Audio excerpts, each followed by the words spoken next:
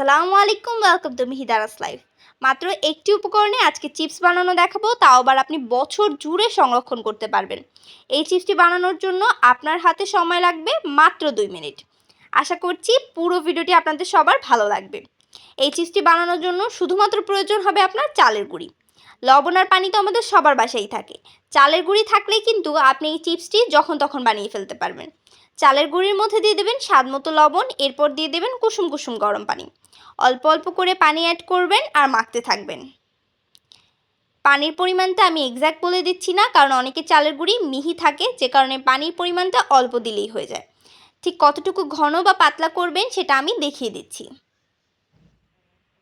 এখন আমি ডোগুলোকে 3টা ভাগ করে নিব। একটা ভাগ আমি সাদা রং করে পাশে রেখে দিয়েছি এবং একটা ভাগ আমি একটু হলদে রং করে নিচ্ছি। এটা একদমই অপশনাল, এখানে আমি দিয়ে দিচ্ছি একটু সবুজ রং। যদি আপনাদের হাতের কাছে কালার থাকে তাহলে আপনারা দিতে পারেন, যাতে চিপসগুলো একটু আকর্ষণীয় দেখতে হয়। একদমই সিম্পল একটি ডিজাইন দেখাচ্ছি। লম্বালম্বিভাবে এভাবে 4টি দাগ কেটে নেবেন, এরপর আড়াআড়িভাবে দাগ কেটে নেবেন। আমি একটা প্লাস্টিকের ব্যাগ, এখানে আমি একটি দুধের প্যাকেট নিয়েছি, সেটাকে আমি মাথা থেকে একটুখানি কেটে নিয়েছি। বেশি করে কাটা যাবে না, অল্প একটু করে কেটে নিতে হবে। এরপর চেপে দেখতে হবে ঠিক কতটুকু পরিমাণ বের হচ্ছে। সবগুলো ডিজাইন কিন্তু আমি একই রকমভাবে করে নিচ্ছি, লম্বালম্বিভাবে 4টা দাগ এবং আড়াআড়িভাবে 4টা দাগ। একটি কাগজের উপরে আমি করে নিচ্ছি সবগুলো পিঠার ডিজাইন।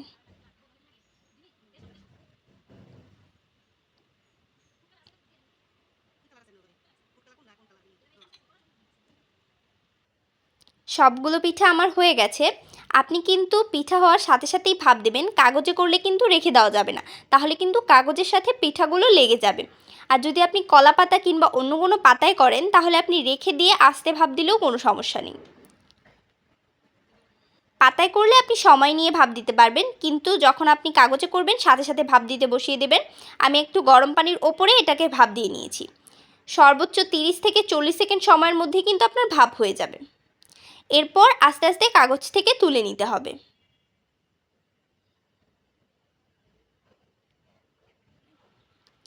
এরপর আপনাকে একদিন রোদে দিতে হবে। যদি আপনি সংরক্ষণ করতে চান তাহলে কিন্তু আপনি 2টি রোদে দিতে পারেন। পিঠাগুলো দেখতে কতটা আকর্ষণীয় হয়েছে, সবগুলো কালারফুল পিঠা একসাথে দেখতে কিন্তু বেশ সুন্দর লাগছে। একটি পিঠাও কিন্তু ভাঙবে না। একটা রোদেই সবগুলো পিঠা একদম শক্ত হয়ে যাবে। যদি আপনি রোদে না দিতে পারেন তাহলে কিন্তু ফ্যানের নিচে 2 দিন রাখলে একদম সবগুলো পিঠা শক্ত হয়ে যাবে। আমি আপনাদেরকে 2-3টা পিঠা ভেজে দেখাচ্ছি। এখানে আমি সাদা তেল দিয়ে দিয়েছি, এর মধ্যে এই কয়েকটা পিঠা আমি ভেজে নিব। তেলটা গরম হয়ে আসলে পিঠাগুলোকে দিয়ে দেবেন। পিঠাগুলো কিন্তু একদম ফুলকো ফুলকো হয়ে উঠবে। এরপর পিঠাগুলোকে আমি নামিয়ে নিব।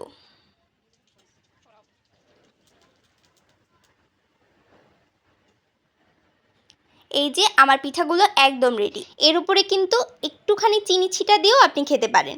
একদম ক্রিস্পি পিঠাগুলো আমাদের রেডি হয়ে গেছে। এই পিঠাগুলো বছর জুড়ে আপনি সংরক্ষণ করতে পারবেন। আশা করি আজকের ভিডিওটি ভালো লেগেছে। লাইক, কমেন্ট, শেয়ার এবং সাবস্ক্রাইব করতে একদম ভুলবেন না। আল্লাহ হাফেজ।